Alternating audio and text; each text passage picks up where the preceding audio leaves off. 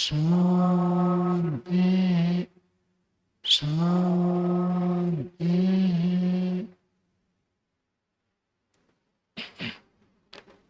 छांदोग्य उपनिषद की 14वीं कक्षा है। छांदोग्य उपनिषद में द्वितीय प्रपाठक अध्ययन कर रहे हैं।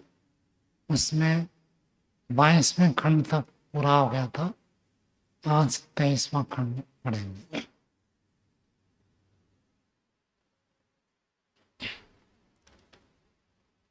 एक नया विषय प्रस्तुत करते हैं। देखिए, द्वितीय प्रपाठक का 23वां खंड पहला श्लोक। त्रयो धर्मस्कन्धाः यज्ञो अध्ययनं दानम् इति प्रथमः, तप एव द्वितीयः, ब्रह्मचारी आचार्यकुलवासे तृतीयः, अत्यन्तम् आत्मानम् आचार्यकुले अवसादयन् सर्व एते पुण्यलोका भवन्ति, ब्रह्मस्तस्था अमृतत्वम् एति।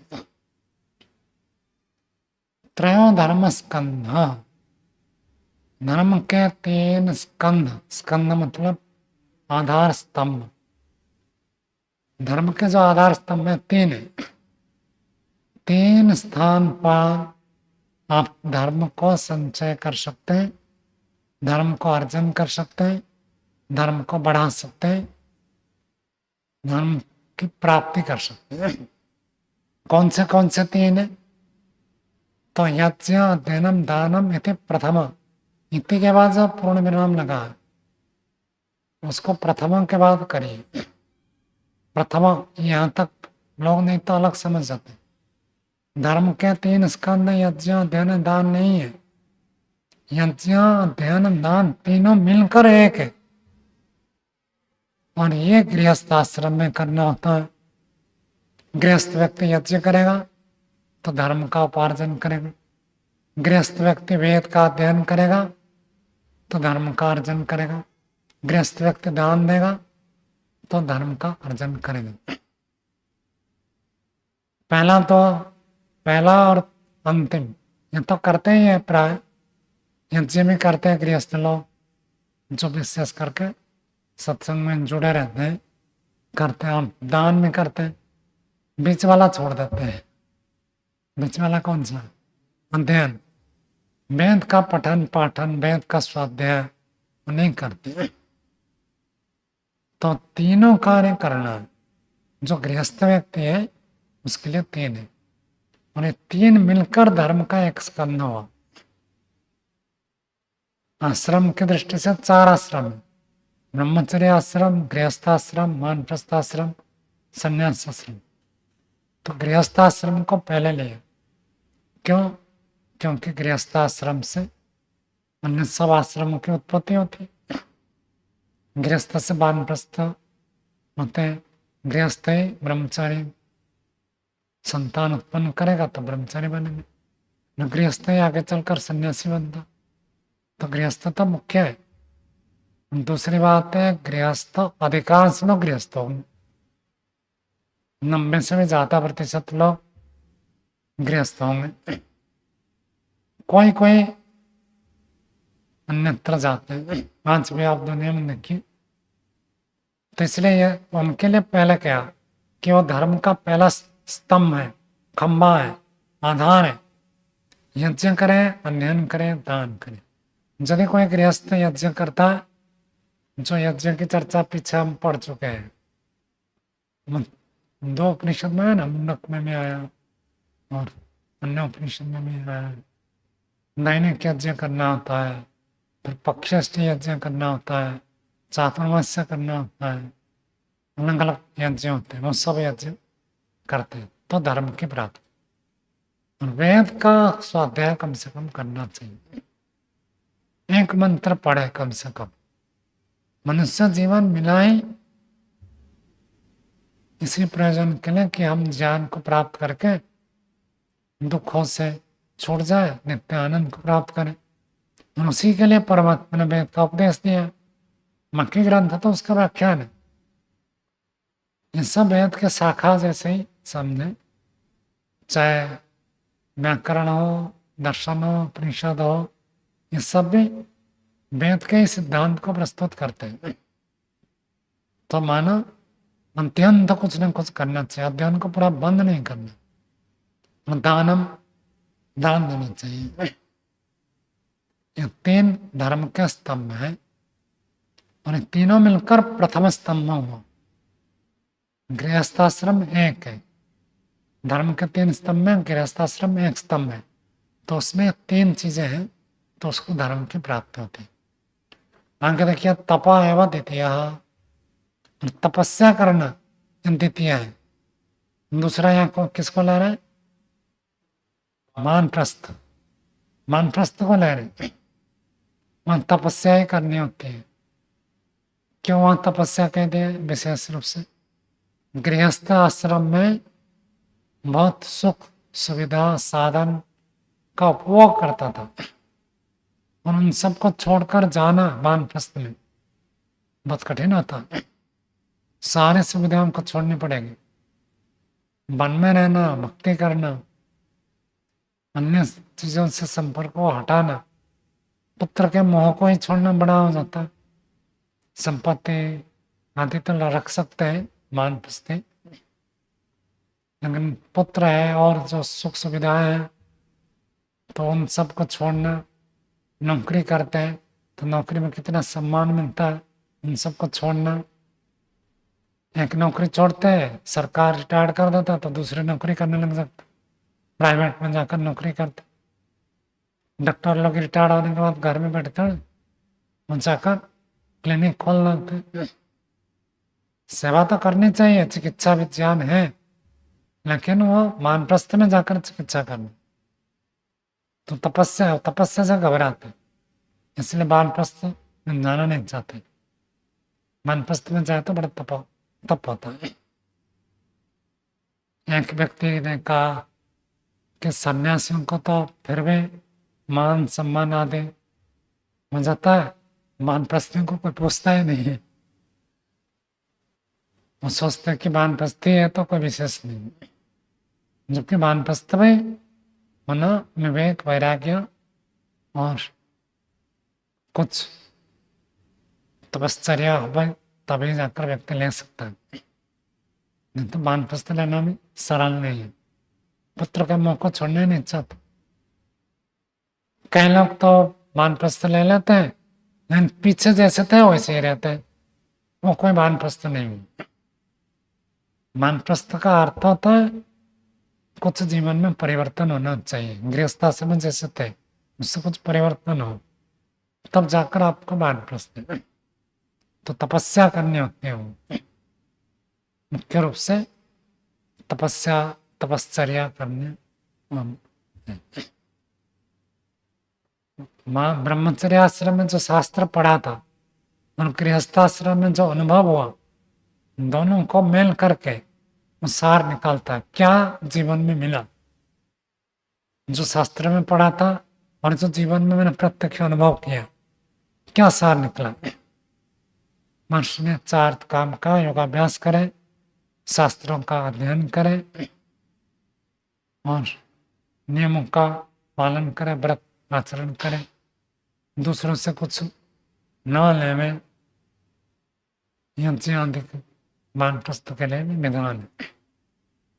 तो तपा एवं द्वितीय, ये धर्म का द्वितीय स्तंभ है। एक स्तंभ में गृहस्थ, दूसरे स्तंभ में वानप्रस्थ। तीसरा कह रहे ब्रह्मचारी आचार्य कुलवासी, आचार्य के कुल में जाकर रहना है, घर में नहीं रहना है। आजकल तो सब स्कूल में पढ़ते हैं, घर में रहते हैं, कॉलेज में पढ़ते हैं, यूनिवर्सिटी में पढ़ते हैं, घर में रहते हैं। ये ब्रह्मचर्य आश्रम का धर्म नहीं है। धर्म नहीं होगा, पुण्य नहीं होगा। कहाँ रहने से धर्म होगा, पुण्य होगा? कहते ब्रह्मचार्य आचार्य कुलवासी, आचार्य के कुल में जाकर निवास करें। ये तृतीय है, धर्म का तृतीय स्तंभ है। उसी की व्याख्या क्या करते हैं? अत्यंतम आत्मानम आचार्य कुले अवसादयम्, अत्यंतम बहुत अधिक पूर्ण रूप से आत्मानम अपने आप को आचार्य के कुल में अवसाधन, आचार्य कुल में कर अवसादित करे, अवसादित करे अर्थात अवसाद में रहेंगे तो धर्म होगा।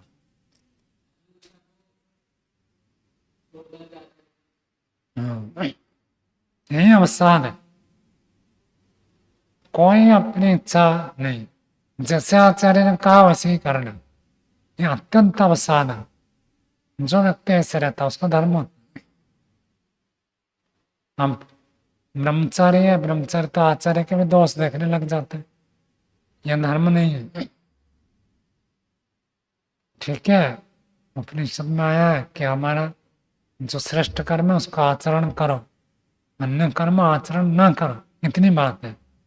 आचार्य के दोष देखे, आचार्य के अपमान करे, आचार्य की निंदा करे, ऐसा कोई विधान नहीं है। आचार्य के कोई आचरण ठीक नहीं है, वेद विपरीत है, उसको ना करे, यहां तक है बस, खुद ना करे। आचार्य को अपमानित निंदा आदि करने का कोई विधान नहीं। आचार्य जैसे कहेगा उसे, जो आचार्य के आदेश के अनुसार चलता है वो माना धर्म का तृतीय स्तंभ पालन कर रहा है, आचरण कर रहा है। यह विशेष नहीं होता, आचार्य के पुरुषार्थ से होता है, इसलिए इसको धर्म के तीसरे स्तंभ में रख लिया, क्योंकि इसकी स्वतंत्रता नहीं है। यज्ञ अध्ययन दान करने में गृहस्थ स्वतंत्र है, वानप्रस्थ कितना तप करेगा वो स्वतंत्र है, लेकिन ब्रह्मचारी जब रहता है वो तो पूरा पूरा आचार्य के नियम में रहता है, तो उसका अपना भी यज्ञ नहीं होता है। आचार्य यज्ञ करता है, उसी यज्ञ के अग्नि में आहुति देता है। तो इस रूप में इसकी स्वतंत्रता नहीं है और इसकी अपनी कमाई भी नहीं है। आचार्य ने कहा भिक्षा करो तो भिक्षा चला गया, लाकर आचार्य को दे दिया। आजकल तो आचार्य लोग भिक्षा लाकर ब्रह्मचर्य का पालन करते, यह धर्म तो हट जाएगा। तो ब्रह्मचारी होकर आचार्य के कुल में रहना और अपने आप को अत्यंत अत्यंत का अर्थ पूरी तरह से समर्पित कर दे। जो व्यक्ति पूर्ण रूप से किसी अच्छे आचार्य को समर्पित हो जाता है, अच्छे गुरु को समर्पित हो जाता है, उसका कल्याण सुनिश्चित है। और जो अपनी बुद्धि से सोचता है, उल्टा सोचता है, आचार्य का दोष निकलता है, आचार्य के आदेश को परीक्षण करता है कि ठीक है गलत है, उसकी उन्नति तो हो सकती है, विशेष नहीं। योग दर्शन में क्या बताया, यद्यपि तत्त शास्त्रम अनुमानम आचार्य उपदेश यथा भूतम अर्थम प्रज्ञायन्ते, वास्तविक रूप से जैसे स्वरूप है उसको प्रकट करने की क्षमता शास्त्र में है, अनुमान प्रमाण में, आचार्य में है। ब्रह्मचार्य उसके परीक्षण करने लग जाता है, अभी योग्यता नहीं है, सामर्थ्य नहीं है। आचार्य कैसे होना चाहिए, दो विशेषता बताई थी गुरु की, श्रोत्रिय और ब्रह्मनिष्ठ। ऐसे गुरु के चाहे किसी को गुरु बना देंगे वो तो खुद डूबेगा, आपको भी डुबा देगा, ऐसे नहीं। जो वेद का विद्वान है और ब्रह्म में निष्ठा रखता है, ऐसे गुरु आचार्य के बात पर पूर्ण विश्वास करना है और जो आदेश दे दिया वही पालन करना है। यह नहीं करना मैं ऐसे कर लूं, क्या ऐसे कर लो वैसे कर लो, कुछ नहीं। जब व्यक्ति ऐसा कहता है वो अपनी बुद्धि को ऊंची रखता है, अपनी बुद्धि को ऊंची रखता है, आचार्य की बात नहीं मानेगा तो हानि उठाएगा। आचार्य ऐसे व्यक्ति को आचार्य क्यों बनाते हैं यदि योग्यता नहीं है। अच्छे आचार्य को चुनो जो वेद का विद्वान है, जो स्वार्थी नहीं है, आपको कभी हानि नहीं पहुंचाएगा, ऐसे आचार्य को चुनो। और चुन लिया उसके बाद फिर अपनी मर्जी नहीं, सब छोड़ दो उसके ऊपर, वो आपका कल्याण करेगा। वो ज्यादा जानता है आपसे कैसे आपका कल्याण होगा। और जो व्यक्ति ऐसे करता है वो धर्म को प्राप्त करता है। तो धर्म के 3 स्तंभ है, गृहस्थ एक स्तंभ है, वानप्रस्थ दूसरा स्तंभ है और ब्रह्मचारी तीसरा स्तंभ है। गृहस्थ में यज्ञ ध्यान दान करता है तो धर्म उत्पन्न होता है, वानप्रस्थ में तप करता है धर्म उत्पन्न होता है, और आचार्य के अंत्यवासियों का विद्या अध्ययन करता है, आचार्य की बात मानता है तो धर्म का तीसरा स्तंभ, धर्म की प्राप्ति होती है। आगे देखिए, सर्वे एते पुण्य लोका भवन्ति, यहाँ अल्प विराम लगाइए। ये सारे के सारे पुण्य लोक होते हैं। धर्म के स्तंभ में जब धर्म का आचरण करेंगे तब तो पुण्य होगा ही निश्चित रूप से, और इनका आचरण करते हुए क्या प्राप्त होगा? पुण्य लोक प्राप्त होगा। योग दर्शन का दूसरा पाद 14वां सूत्र क्या है? बोलो, आपने भी तो पढ़ा है। दूसरा पाद का 14वां सूत्र आपको याद है विघ्नेश जी? ते ह्लाद परिताप फला पुण्य पुण्य तत्व, जो जाते हैं भोग मिलता है, ह्लाद सुख देने वाले, परिताप दुख देने वाले होते हैं। क्यों? पुण्य अपुण्य तत्व, पुण्य कारण है तो सुख मिलेगा, अपुण्य कारण है तो दुख मिलेगा। जो व्यक्ति ऐसे धर्म आचरण करता है, धर्म को कमाता है, कहां पर? ब्रह्मचर्य आश्रम में, गृहस्थ आश्रम में, वानप्रस्थ आश्रम में, उसको पुण्य लोक की प्राप्ति हो गई, सुखमय लोक की प्राप्ति हो गई, अगला जन्म बढ़िया होगा। तो तीनों धर्म आचरण कर सकते हैं और तीनों कहाँ जाएंगे? पुनर्जन्म में जाएंगे। सीधा सीधा कहा, गृहस्थ हो, वानप्रस्थ हो, ब्रह्मचारी हो, ये जब धर्म आचरण करेंगे, पुण्य अर्जन करेंगे, तो इस धर्म से वो पुण्य लोक को प्राप्त करेंगे। और आगे देखो क्या लिखा है? ब्रह्म संस्था अमृतत्वम एति, यह चतुर्थ आश्रम है। चौथा आश्रम कौन सा है? संन्यास आश्रम। संन्यास आश्रम के लिए मुक्ति के विधान है। जो सन्यासी होता है ब्रह्म संस्था, चाहे कोई सन्यासी नहीं, सन्यासी हो गया तो मुक्ति हो जाएगा ऐसा कोई नियम नहीं। कई तो सन्यासी ऐसे होते हैं जो ब्रह्मचार्य गृहस्थ वानप्रस्थ से भी उल्टे आचरण करते हैं, जेल जाते हैं, उनकी बात तो सवाल ही नहीं है। किसी ने कपड़ा मात्र पहन लिया, वो सन्यासी ही नहीं है। कपड़ा पहनने से कोई सन्यास नहीं होता। दीक्षा ले लिया, सन्यास नहीं है। इतने मात्र से सन्यास नहीं है। कैसे सन्यास? ब्रह्म संस्था, जो दुकानदारी नहीं करता है, कोई काम नहीं करता, ब्रह्म में स्थित रहता है। जैसे आप महर्षि दयानंद को देख सकते हैं, और भी बहुत सारे मिले, केवल ब्रह्म विद्या का ही प्रचार प्रसार करते हैं और कोई काम नहीं है। महर्षि ने वेदवास्य किया और वेद का उपदेश किया, प्रचार किया, प्रवचन किया, उसी कार्य में लगे रहे और किसी काम में नहीं लगे रहे, और दिन रात तो ब्रह्म में स्थित रहते थे। महर्षि पतंजलि, महर्षि व्यास भी ऐसे ही कहते हैं, सह्यासनस्थो पथे ब्रजन्मा शस्ता परीक्षण वितर्क जाल, संसार बीज क्षम क्षमाण सान्नित्य मुक्त मृत भोग भागे। नित्य अमृत भोग के भागे होते हैं, चलते फिरते हर समय वो ब्रह्म में स्थित रहते हैं। ऐसे जो सन्यासी है वो मुक्ति को प्राप्त करेंगे।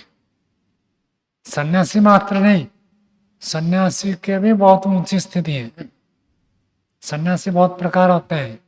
विविदिशा सन्यासी, योग्यता नहीं है, अनिरुचि है, इच्छा है मैं जानूं सन्यास धर्म कैसा होता है, तो विविदिशा के लिए भी सन्यास ले सकते।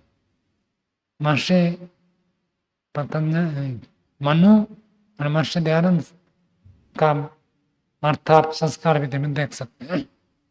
जानने की इच्छा से भी सन्यास ले सकते। विधान है, वो गौण संन्यास कहा जाता है। फिर वहां जाकर फिर अपनी योग्यता को बढ़ाएगा। लेकिन कब ले सकता है? मरण पर्यंत संन्यास धर्म निर्वहन करने का निश्चित हो जाए, तब मृत्यु तक मैं संन्यास धर्म में टिक कर रह सकता हूं, तब विविदिशा सन्यासी। फिर विद्वत सन्यासी, जिन्होंने शास्त्र पूरा पढ़ लिया, उसको विद्वत सन्यासी कहते हैं। और तीसरा होता है आचार्य सन्यासी, पढ़कर वो पढ़ाते हैं, उनकी योग्यता है, शास्त्रों को समझने समझाने की अधिक क्षमता रखते हैं, वो आचार्य सन्यासी है। और भी सन्यासी परिव्राजक होते हैं। परिव्राजक सन्यासी सब जगह भ्रमण करेंगे, सब लोगों को सत्य का उपदेश करेंगे, वेद का उपदेश करेंगे, परिव्राजक सन्यासी। हंस होते हैं, परमहंस होते हैं, गिरी पूरी, बहुत प्रकार का सन्यास होते हैं। स्वामी शंकराचार्य जी ने 10 विभाग किया, गिरी पूरी हंस परमहंस ये सब उसमें आते हैं। विवेकी हो तो हंस कह देते हैं, और उसमें ऊंची स्थिति हो तो परमहंस, ऐसे ऐसे। पर्वत में रहे तो गिरी, नगरों में प्रचार करे तो पूरी, ऐसे सन्यासी का अलग अलग है। लेकिन मुक्ति के लिए क्या कंडीशन है? इनमें से कोई नहीं है। मुक्ति के लिए ब्रह्म संस्था, ब्रह्म में स्थित, भोजन खाना पीना कर लिया, पठन पाठन कर लिया, कुछ हो गया, उपदेश कर लिया, सहज समय कहाँ टिकते हैं, दिमाग में क्या चलता रहता है? यदि किसी का यही चलता है, कैसे संस्था की उन्नति होगी, कैसे अधिक पैसा मिलेगा, कैसे मेरा नाम होगा, फिर तो सन्यासी कहते हैं। जो ब्रह्म में डुबा रहता है वो सन्यासी अमृतत्व को प्राप्त करता है। तो याद रखो, पुण्यलोक नहीं है, पुण्यलोक 3 है, धर्म को अर्जन करना और पुण्यलोक को प्राप्त करना है, 3 आश्रम का। चौथा आश्रम जो है मुक्ति के लिए, ये एक स्पष्ट प्रमाण है। और भी एक प्रमाण आपको आगे बताएंगे। अब कई लोग ये प्रश्न उठाते हैं कि भाई हम गृहस्थ में रहकर भी ब्रह्म में स्थित हो सकते हैं, कोई ब्रह्मचारी है, ब्रह्मचारी होकर भी ब्रह्म से स्थित हो सकता है, और कोई वानप्रस्थ है, वानप्रस्थ होकर भी ब्रह्म से स्थित हो सकता है। ब्रह्म में स्थिति है, ब्रह्म में निरंतर रमण करना, तो इससे मुक्ति हो जाएगी। तो इसकी क्या संन्यास न लेने से मुक्ति नहीं हो सकती? सन्यासी के लिए तो कंडीशन यही है, 5 क्लेशों, मुक्ति के लिए यही कंडीशन है, 5 क्लेशों को छोड़ना। दूसरे शब्द से कहें तो 3 ऐसणाओं से मुक्त होना। जिसकी 3 ऐसणाओं से कोई भी ऐसणा थोड़े भी बाकी है तो मुक्ति नहीं होगी। चाहे लोकेशणा, मान सम्मान की इच्छा हो, चाहे पुत्र परिवार की इच्छा हो, चाहे धन की इच्छा हो, थोड़ी सी भी बाकी है तो उसको अगला जन्म मिलेगा, पक्की बात है। सब ऋषियों का कथन है, किसी एक ऋषि का नहीं। और जिसके 5 क्लेश में से कोई क्लेश बाकी है, अविद्या, अस्मिता, राग, द्वेष, अभिनिवेश, मुख्यतः अविद्या है। अविद्या थोड़ी भी बाकी रहे तो राग द्वेष रहेगा। यदि सांसारिक सुख भोगने की इच्छा बची है, कोई भी कामना मुक्ति की बची है, तो एक जन्म और होगा। और संसार के कोई सुख नहीं चाहिए, ऐसी स्थिति यदि प्राप्त हो गई, कोई भी सुख नहीं चाहिए मुझे संसार का, चाहे खाने का, पीने का, घूमने का, किसी प्रशंसा का, मान का, पुत्र का, परिवार का, कोई सुख नहीं चाहिए। सब सुखों से जिसको भी तृष्णा होगी, चाहिए ही नहीं कोई सुख, उसकी मुक्ति पक्की है। और जिसकी सुख की इच्छा है, मुक्ति नहीं होगी, अगला जन्म होगा। स्वामी जी, जो ये ब्रह्म में स्थित होने की बात है, तो ऐसी उपनिषदों में भी आता है कि वो राजा अश्वपति है या विदेह जी हैं, जनक जी। तो फिर ये तो राजा थे, सन्यासी नहीं थे, पर इनके पास ब्रह्म विद्या का उपदेश लेने गए और ब्रह्मस्थ इनको तो भी ये कहा सब तो गया। उपनिषद में ही आएगा, पढ़ लेंगे, जब आएगा तब बता दूंगा। हम सारा बताऊंगा, फिर आएगा फिर बताना पड़ेगा। तो ये सब उपनिषद में है, छंदोग्य में भी आएगा और बृहदारण्यक में है, ये सब चर्चा करेंगे हम। तो ये कंडीशन याद रखना, सांसारिक सुख भोगने की इच्छा न हो, ये मुक्ति के लिए अति आवश्यक है। उसी कोई प्रकारांतर ऋषियों ने कहा 3 क्षणों से मुक्त होना। और दूसरी बात कह दी 5 क्लेश दग्ध बीज हो जाए तो मुक्ति पक्की है। इनमें से यदि कमी है तो मुक्ति नहीं होगी, चाहे भला सन्यासी हो। यदि कुछ भी बाकी है तो मुक्ति नहीं होगी। मुक्ति इतना सरल नहीं है कि कोई भी प्राप्त कर ले, उसके लिए पूर्ण पुरुषार्थ आवश्यक है। शरीर से व्यक्ति आलस्य करता है, छोड़ता नहीं है, मुक्ति तो बहुत दूर की बात है। दूसरा श्लोक देखिए, प्रजापतेर्लोकान् अभ्यतपत् तेभ्यः अमितप्तेभ्यस्त्रैविद्या सम्प्रास्रवत् ताम् अभ्यतपत् तस्य अमितप्तस्तप्तायाः एतानि अक्षराणि सम्प्रास्रवन्त भूर्भुवः स्वरिति। प्रजापतिर्लोकान्, प्रजापति ने, प्रजा को जो पालन करने वाला है प्रजापति, उन्होंने लोकान अभ्यतपत्, लोकों को तपाया। तो प्रजाओं का पालन करने वाला, अब कोई आचार्य को भी प्रजापति कहते हैं कहीं पर, और कहीं पर परमात्मा को भी प्रजापति कहते हैं। तो ये जब लोक को तपाया गया, तपाना मतलब उसको परीक्षण करना, उसको देखना। वैज्ञानिक अपने साइंस लेबोरेटरी में बहुत तपते हैं, तपते मतलब उसी में डूबे रहते हैं। तो इसमें जब संसार को पूरा खोजबीन करते हैं तो उसको कहते तपत, अभ्यतपत्, खूब तपाया, खूब तपाया, खूब तपाया, उसके ऊपर विचार किया, चिंतन किया। तेभ्यः अमितप्तेभ्यः त्रैविद्या सम्प्रास्रवत्, सारा संसार को तपाएंगे तो 3 चीजें आपको मिलेंगी। क्या क्या 3 मिलेंगे? त्रैविद्या, कर्म, उपासना, ज्ञान। संसार में देखोगे तो कर्म हो रहे, और कोई ना कोई उपासना चल रही है, और कोई ना कोई ज्ञान है। कुछ भी हो, इन 3 के अंतर्गत सब आ जाते हैं, कर्म, उपासना और ज्ञान। कर्म तो हम क्रियाशील रहते हैं। धार्मिक पुस्तक में कर्म की थोड़ा अलग परिभाषा है, जिसमें हमको पाप पुण्य फल प्राप्त होते हैं, उसको कर्म कहते हैं। वैशेषिक में कर्म का अर्थ मोशन, गति मात्र को वह कर्म कहते हैं। कहीं भी मोशन है, गति है, तो उसको कर्म कहेंगे। कोई सा भी ले सकते हैं, दोनों ले सकते हैं।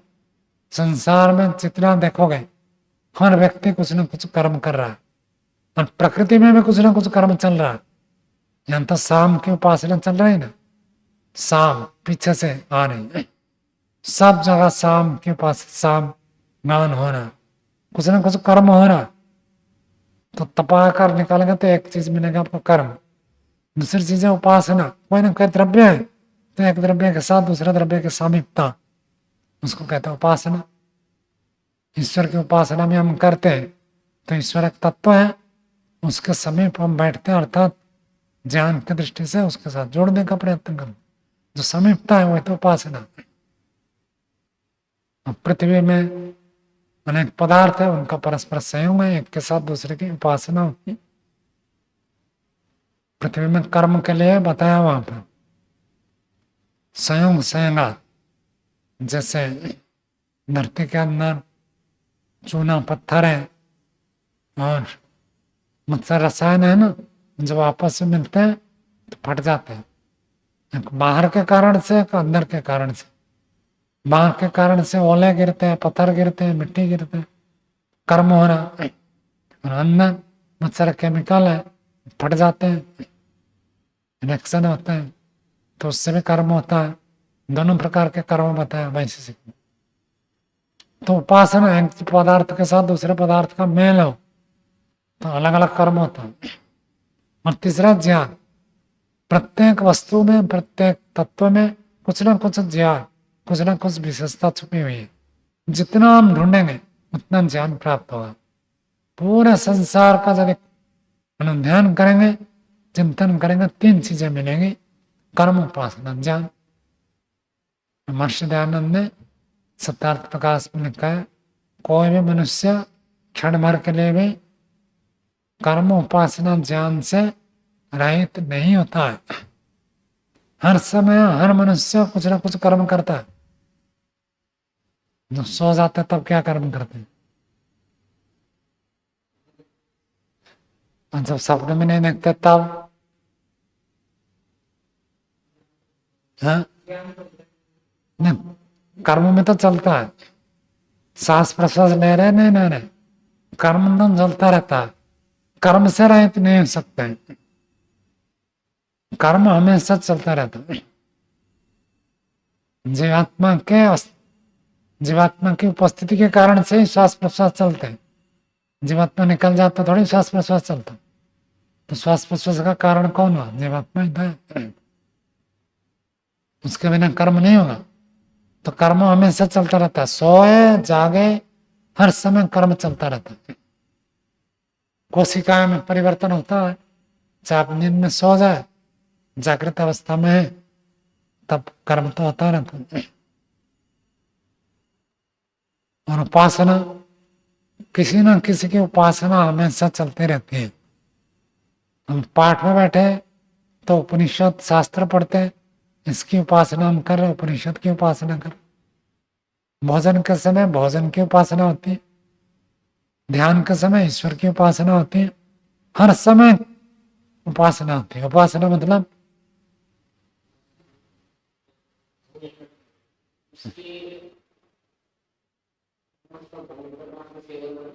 किसी न किसी के प्रति आपके अंदर रुचि बनी रहती है।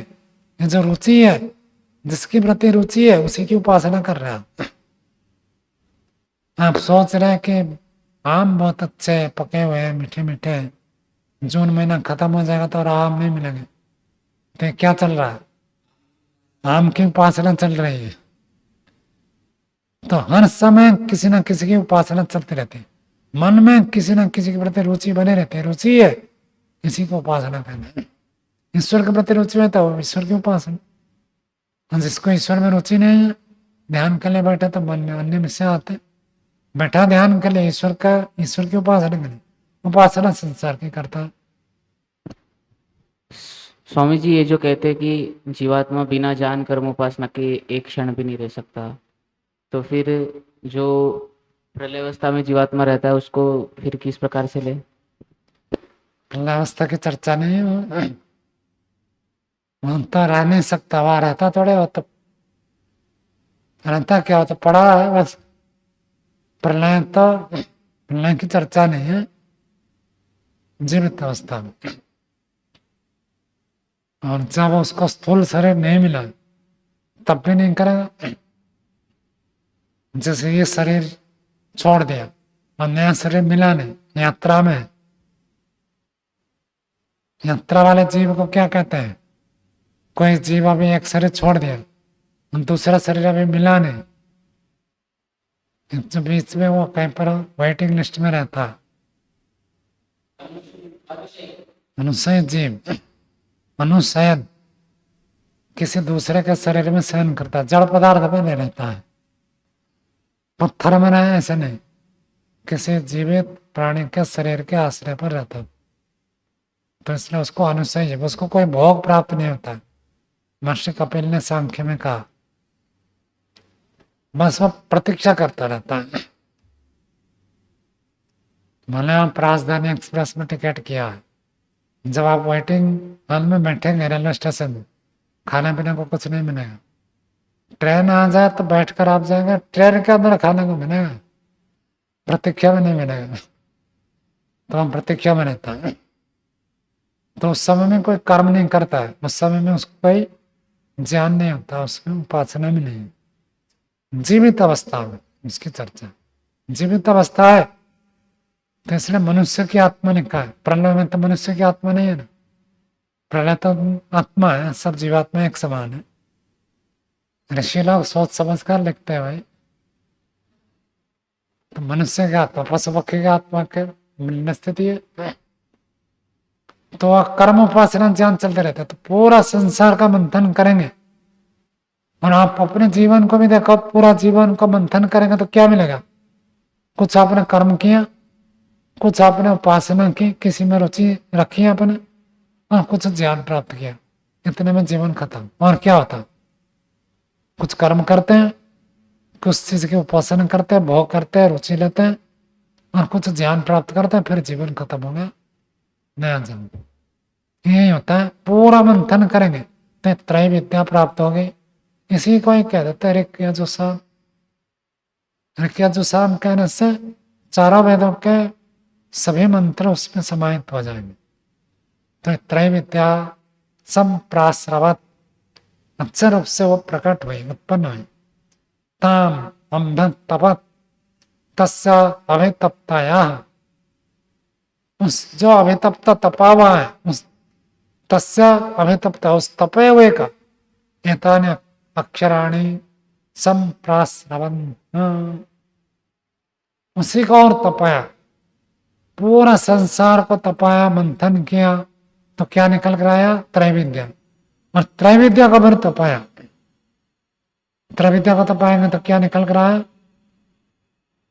3 अक्षर निकल कर आए। कहते हैं भूर्भुवः स्वः इति। दही बना, दूध को तपाया, तपाकर गर्म किया, दही जमाया, फिर उसको मंथन किया। दही को मंथन करने से क्या निकलता है? मक्खन।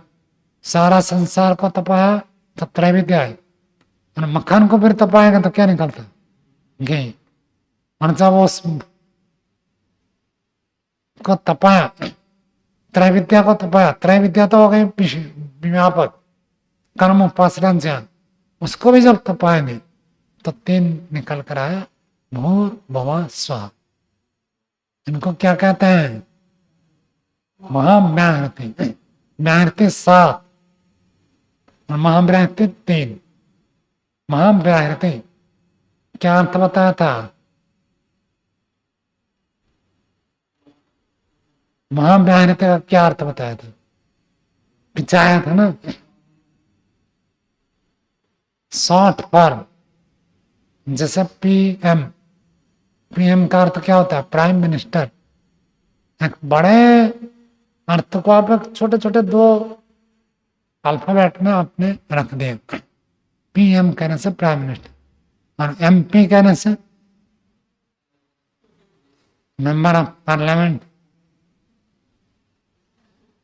तब छोटे छोटे शब्द, उसके अंदर बड़ा अर्थ छुपा रहता है, जिसको आप बच्चे को सिखाते हैं। ए फॉर ऑफर, अनार, कप, कम, कम्बा, ऐसे सिखाते हैं ना बच्चों को। तो छोटे छोटे अक्षर से बड़े बड़े अर्थ। तो भूर्भुवः स्वः, ये छोटे छोटे अक्षर है, और इनके अंदर व्यापक अर्थ छुपे हुए हैं। शॉर्ट फॉर्म में व्यापक अर्थ, इसको कहते हैं व्याहृति। हृति का अर्थ हरण करके लेना। विशेष रूप से सब और से अर्थों को हरण करके अपने अंदर जो समाहित करता है, उसको कहते हैं व्याहृति। संस्कार विधि में पढ़े ना, बहुत सारे व्याहृति आवतियां हैं, तो व्यापक अर्थ उसमें छुपे हुए हैं। अनेक अर्थ को खींच कर लाते हैं। मुंह का अर्थ क्या है? प्राण स्वरूप, प्राण का भी प्राण, प्राण से भी प्रिय प्राण। प्राण है तो हमारा जीवन है। भू का अर्थ केवल प्राण इतना नहीं है, प्राण का स्वरूप, प्राण से भी प्रिय, प्राण का भी प्राण, संपूर्ण अस्तित्व को बनाए रखने के लिए, अस्तित्व को द्योतित कर देता है भू। तो जब हम गायत्री मंत्र में भू कहते हैं, परमात्मा का अस्तित्व को द्योतित कर देते हैं, और जिसके बिना हमारा जीवन संभव ही नहीं है, ऐसे तत्व भू, प्राण। और फिर भुवः, अस्तित्व तो है, लेकिन उस अस्तित्व में यदि दुख, कष्ट, बाधा, पीड़ा भरा हुआ है तो क्या फायदा? तो मोह का अर्थ हो गया दुखों का विनाशक, दुखों को नाश करने वाला। और स्वयं दुखों से रहित है। महर्षि दयानंद ने गायत्री मंत्र का सत्यार्थ प्रकाश में विस्तार से अर्थ किया। जगह जगह अर्थ करते हैं लेकिन विस्तार से सत्यार्थ प्रकाश में अर्थ किया।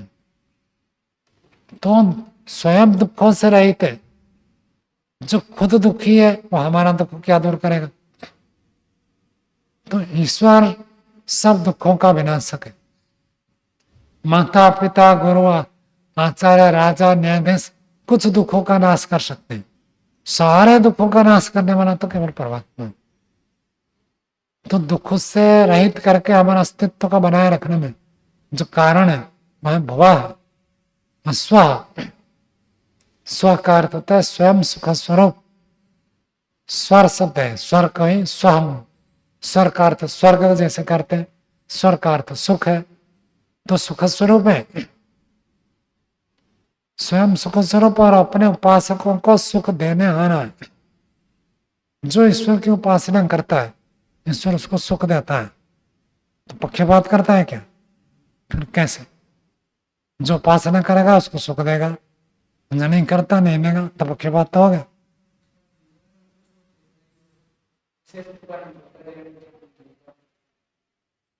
क्यों आर्यन जी, क्या समझ में आया आपको? ईश्वर पक्षपात करता है? नहीं करता। फिर उपासना करने से सुख देता है, स्व शब्द का अर्थ ही यही है। जो सुख स्वरूप है और अपने उपासकों को सुख देने आ रहा, तो पक्षपात तो हो गए नहीं।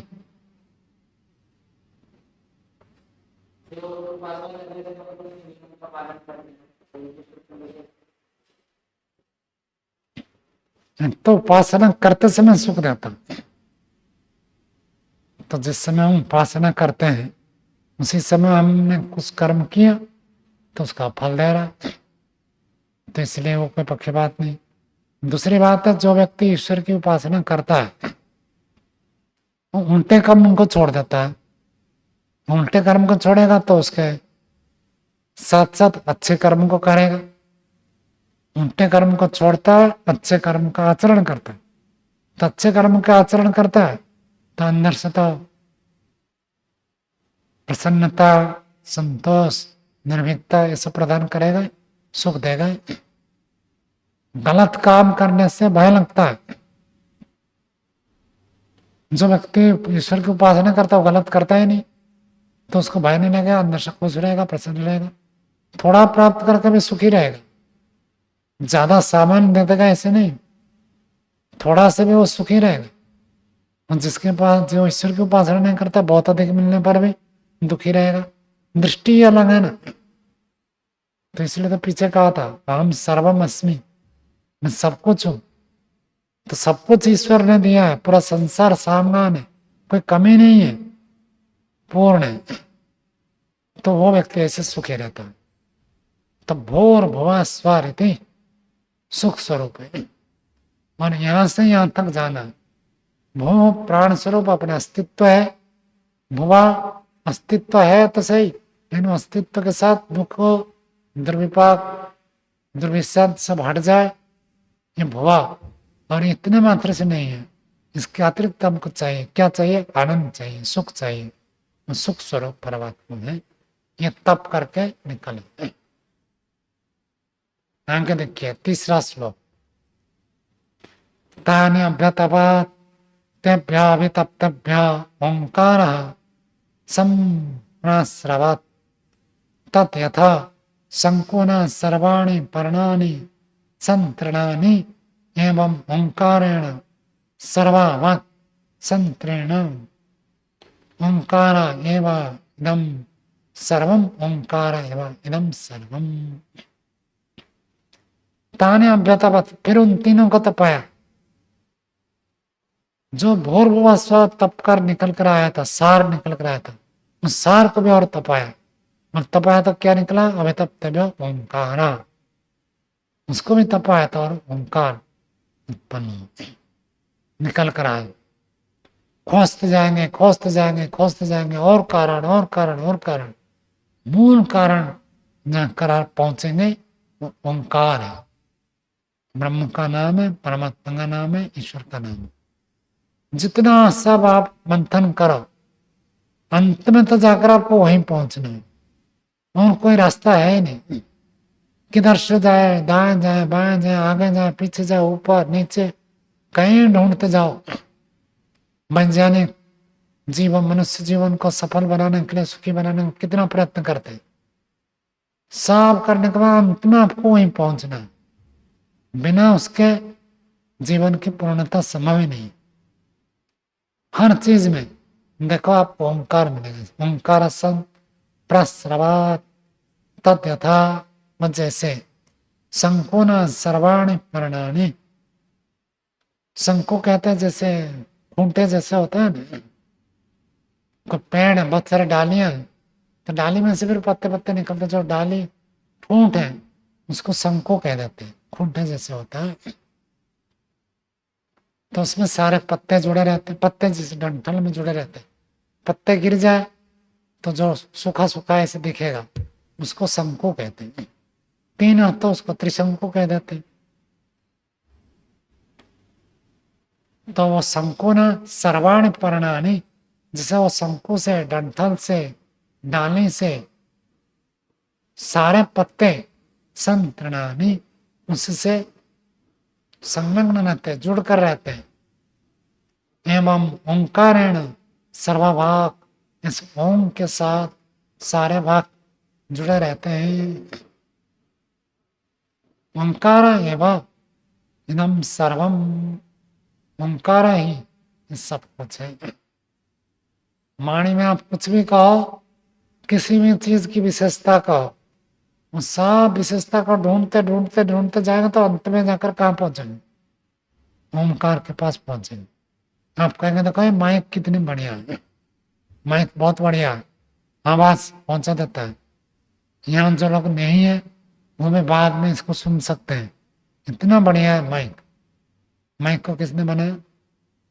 किसी इंजीनियर ने, मनुष्य ने बनाया। उस मनुष्य को सब मनुष्य नहीं बना सकते, कोई विशेष मनुष्य बनाए, तो उसको ऐसी बुद्धि किसने दी? जन्म से यदि मिल जाता तो सबको मिल जाता, तो उसको पीछे से चलकर आ रहा, तो पीछे से पिछले जन्म का फल लाकर इस जन्म में उसको किसने दिया? और चलो इंजीनियर ने बनाया, वो इंजीनियर कैसे बना? इसके लिए रॉ मटेरियल चाहिए, कुछ मौलिक द्रव्य चाहिए, तभी तो बनेगा। और द्रव्य कहाँ से आएगा? अंत में जाकर ओम में पहुंचेंगे। जो व्यक्ति ऐसे तप अभिमंथन करता है, तपाता है, तो ओंकार तक पहुंचता है। और जब कोई तपन नहीं करता, कोई सोचता नहीं, विचारता नहीं, चिंतन मनन नहीं करता, बस खाया पिया पशु जैसे जीवन जिया, जीवन खत्म। सोचेंगे तो जरूर पहुंचेंगे। जो व्यक्ति सोचेगा उसको लगेगा नान्य पंथा विद्यते है नहीं, और कोई रास्ता नहीं है। कौन सा रास्ता? योगादेव तो कैवल्यम। योग के 8 अंगों का पालन करेंगे तभी आपके सारे दुख दूर होंगे, और कोई उपाय है ही नहीं। श्वेता सुंदर में अंत में बताएंगे, बिना ईश्वर को जाने, वेद से लेकर योग दर्शन तक सब यही बात कहते हैं, ओंकार को जाने बिना कुछ नहीं होगा। तो हम अच्छा कर्म करें, अच्छा कर्म हमारे लिए मुख्य ना हो जाए, उस अच्छा कर्म के पीछे ओंकार मुख्य होना चाहिए।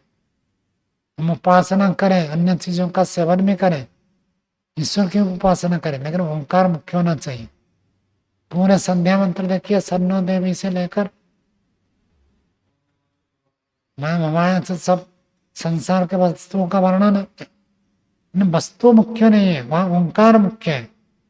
उसके कारण को जाकर देखें, यदि ओंकार मुख्य रूप में रखते हैं तो जीवन सफल हो जाए, उसके बिना नहीं। तो ओंकार एवं इदम सर्वम, सब कुछ ओंकार है, परमात्मा ने बनाया है, परमात्मा की कृति है। अब जितने सारे मानव, कोई चित्रकार के 50 पेंटिंग लगे हुए, तो आपने 1 पूछा, 2 पूछा, 3 पूछा, तो कहा भाई उस चित्रकार का, उस चित्रकार का। फिर आपने 4था पूछा, कहा भाई सब कुछ उसका ही है, सब कुछ वही है। ओंकार ही सब कुछ है, वही निर्माण करता है सब वस्तु। भले हम मनुष्य ने निर्माण किया, लेकिन परमात्मा के बने पदार्थों को लेकर किया, इसलिए सब कुछ ओंकार ही मुख्य है। इसलिए कहता ओंकार है वह इदम सर्वम। आगे देखिए 24वां खंड, पहला श्लोक। ब्रह्ममादिनो मदन्ति यद वसुनाम प्रातः सवनम रुद्राणाम मध्यन्दिनम सवनम आदित्यानाम च विश्वेशम च देवानाम तृतीय सवनम। ब्रह्मवादिना वदन्ति। ब्रह्मवादी, ब्रह्मवादी क्या होता है? ब्रह्म के बारे में बताने वाला, जो ब्रह्म के बारे में उपदेश करता है, ब्रह्म के स्वरूप को बताता है, समझाता है, ब्रह्मवादी। मिथ्यावादी का अर्थ क्या है? जो मिथ्या बोलता है। सत्यवादी जो सत्य बोलता है। ब्रह्मवादी जो ब्रह्म बोलता है, ब्रह्म के बारे में जो बोलता है ब्रह्मवादी। तो ब्रह्मवादी ऋषि लोग कहते हैं, क्या कहते हैं? यद वसु नाम प्रातः सवनम। वसु का प्रातः सवन होता है, रुद्रों का माध्यम सवन होता है, और आदित्यों का विश्वेशम च देवानम तृतीयम सवनम। आदित्य और संपूर्ण देवताओं का तृतीय सवन होता है। ब्रह्मचर्य को 3 भाग में बांटकर बताया। हमें ये दूसरा प्रपाठक चल रहा है, तीसरे प्रपाठक में इसकी चर्चा आएगी। तो ब्रह्मचर्य, कनिष्ठ ब्रह्मचारी, मध्यम ब्रह्मचारी और ज्येष्ठ ब्रह्मचारी, 3 प्रकार के ब्रह्मचारी बताते हैं। तो जन्म से लेकर 24 साल तक जो व्यक्ति ब्रह्मचर्य का पालन करता है वो कनिष्ठ ब्रह्मचर्य, कम से कम 24 तक तो ब्रह्मचर्य का पालन करना है। उसके बाद आपकी इच्छा है गृहस्थ में जाना चाहे तो जा सकते हैं। तो 24 तक पालन करना, ये वसु ब्रह्मचार्य कहते हैं। वसु का अर्थ वास। इतना यदि पालन करता है तो वास कर सकता है, जीवन ठीक ठीक चल सकता है। रुद्राणाम मध्यन्दिनम सवनम। रुद्र उससे आगे होते हैं, उससे आगे सामान्य रूप से आगे 44 का बताएंगे, है ना। हम उसके समान नियम देखें तो 24 साल तक वसु ब्रह्मचारी, तो 36 साल तक जो ब्रह्मचर्य का पालन करता है रुद्र ब्रह्मचारी। कम से कम तो 24 तो अनिवार्य है सबके लिए।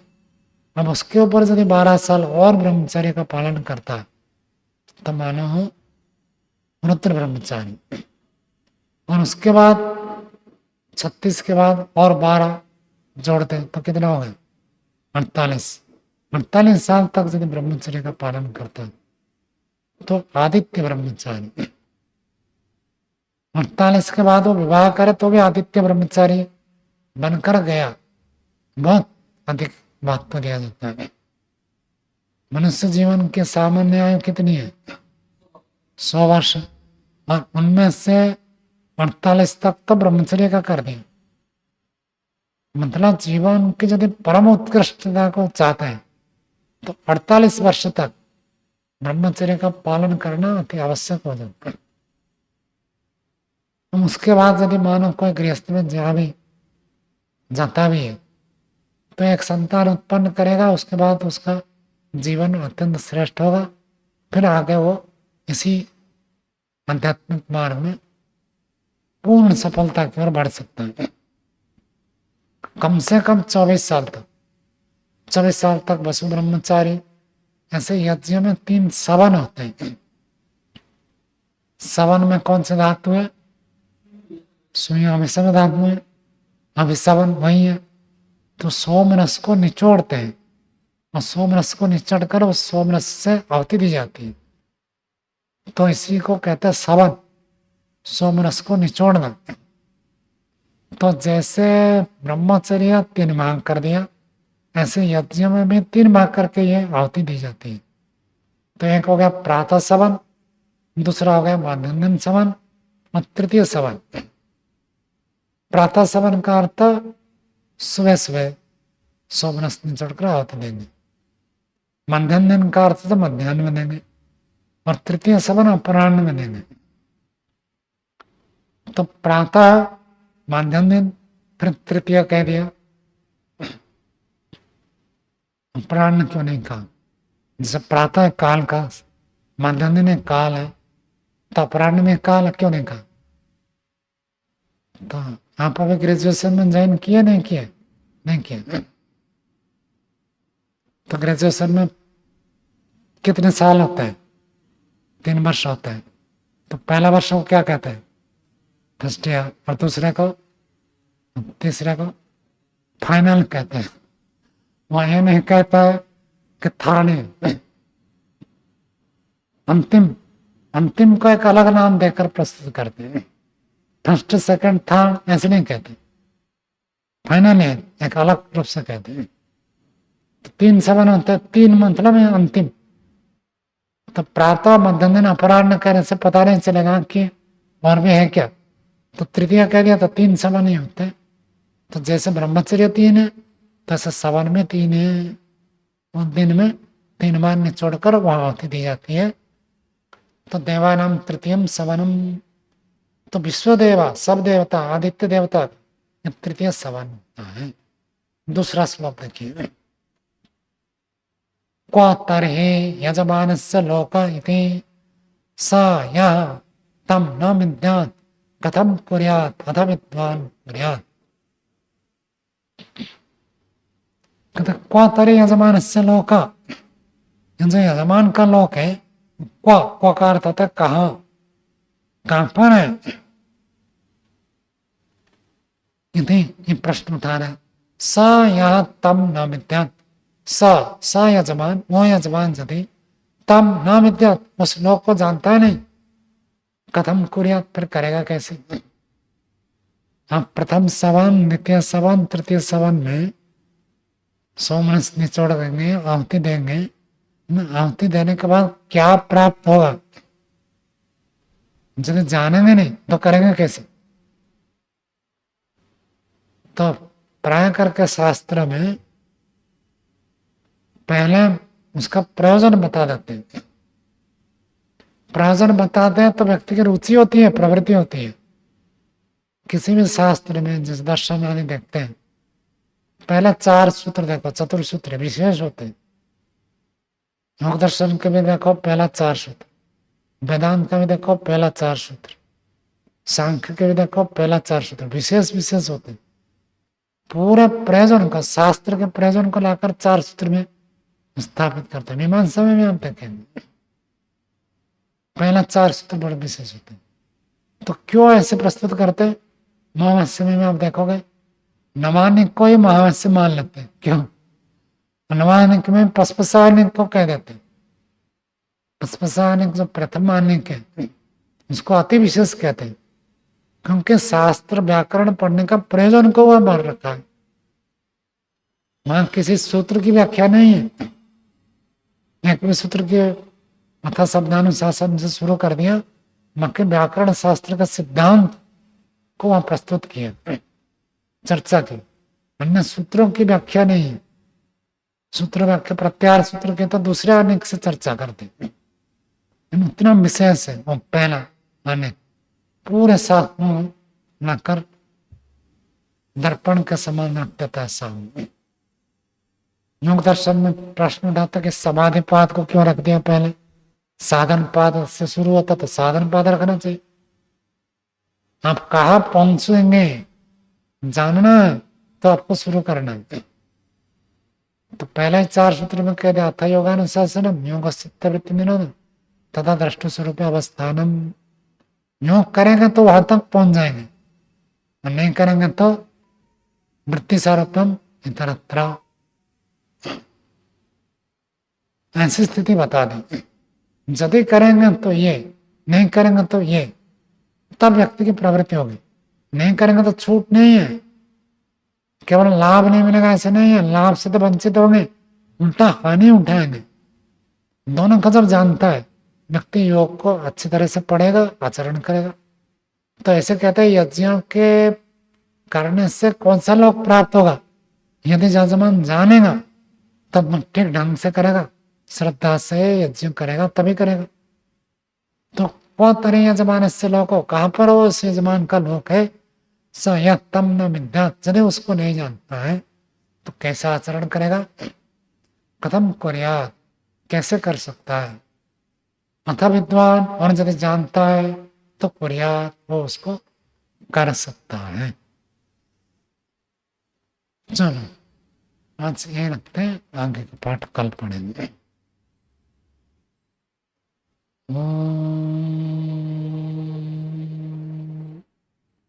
शांति शांति।